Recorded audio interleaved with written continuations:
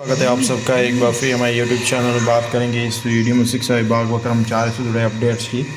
पहली बार है तो लाइक करें, सब्सक्राइब करें, आगे भी अपडेट्स मिलते रहेंगे। बात करेंगे यूजीसी के नियमों में बड़ा बदलाव, अब कॉलेज की डिग्री 2 से 5 साल में होगी पूरी।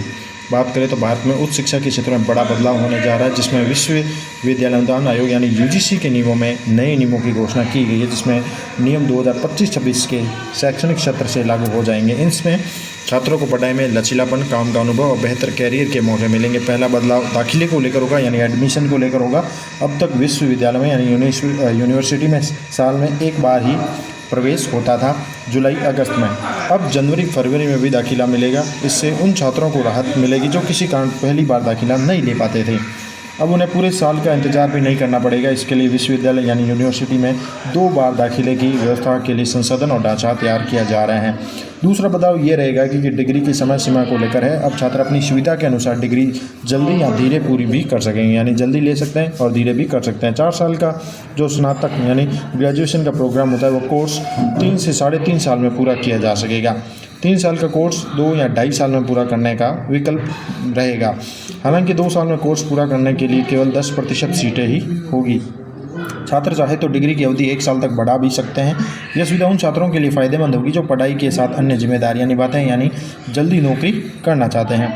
तीसरा बदलाव ये है कि अप्रेंटिसशिप जो होती है उसको लेकर है। अब कोर्स के दौरान यानी स्नातक कोर्स के दौरान इंडस्ट्री में कोई काम करना है तो वो अनिवार्य होगा, यानी किसी भी प्रकार के इंटर्नशिप को लेकर है अपडेट। तो इंडस्ट्री में काम करना अनिवार्य होगा स्नातक कोर्स के लिए। 3 साल के कोर्स में पहले से तीसरे सेमेस्टर तक और 4 साल के कोर्स में दूसरे से चौथे सेमेस्टर तक के छात्रों को इंडस्ट्री में काम करना होगा, इंटर्नशिप करनी होगी। इसके लिए उन्हें 10 क्रेडिट स्कोर भी दिए जाएंगे। तो ये बड़ा बदलाव होगा। यूजीसी इसमें बदलाव करने को तैयारियां चल रही है, जिसमें ग्रेजुएशन प्रोग्राम को लेकर अपडेट्स है। बात करेंगे अगली खबर की।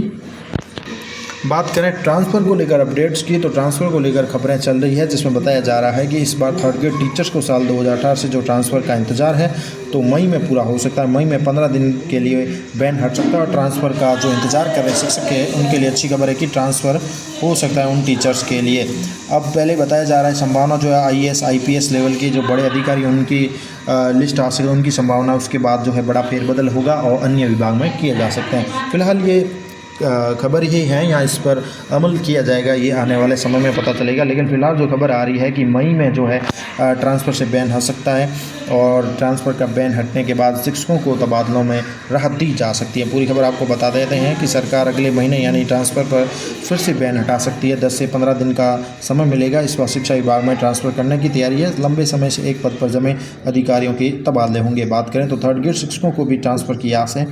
क्या वास्तव में उनकी आस ये पूर्ण हो पाएगी या केवल ये मात्र न्यूज़ ही है, ये तो समय पर पता चलेगा।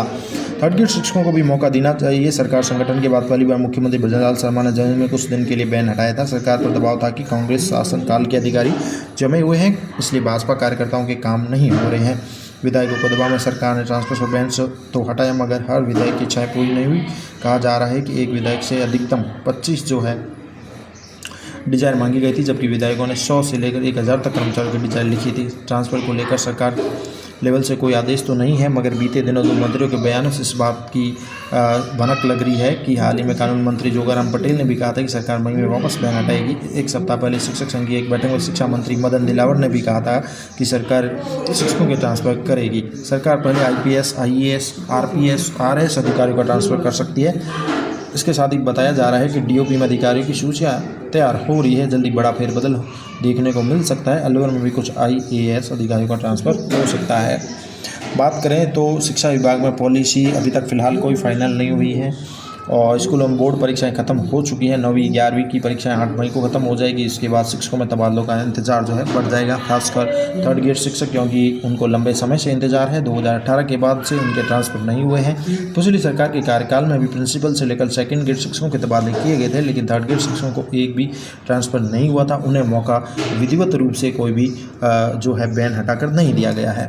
3rd ग्रेड शिक्षकों का ट्रांसफ़र नहीं हुआ है तो 3rd ग्रेड शिक्षकों में सबसे बड़ी समस्या है इनके गाइडलाइन की। कई बार सरकार मंत्री है, शिक्षा विभाग है या अन्य जो न्यूज़ है यही आती है कि ट्रांसफ़र पॉलिसी बनेगी, गाइडलाइन बनेगी, लेकिन अभी तक यह गाइडलाइन नहीं बनी है। स्थानांतरण नीति फाइनल नहीं हुई है। शैक्षिक संगठन के प्रदेश महासचिव का भी कहना है कि थर्ड ग्रेड शिक्षकों के जिला बदलने और जिले से जिले में दोनों ही तरीके से तबादले होने चाहिए। वहीं डीओ ने बताया कि शिक्षकों के तबादलों को लेकर अभी तक कोई निर्णय नहीं हुआ है। शिक्षकों के तबादलों को लेकर काफ़ी समय से मांग है। क्या वास्तव में छुट्टियों में थर्ड ग्रेड शिक्षक को मौका मिलेगा, यानी क्या ट्रांसफ़र से बैन हटेगा? ये काफ़ी कुछ सवाल है जो आने वाले समय में पता चलेगा। क्या सरकार वास्तव में ट्रांसफ़र खोलती है, यानी यहाँ शिक्षकों को राहत दे पाती है या नहीं। धन्यवाद।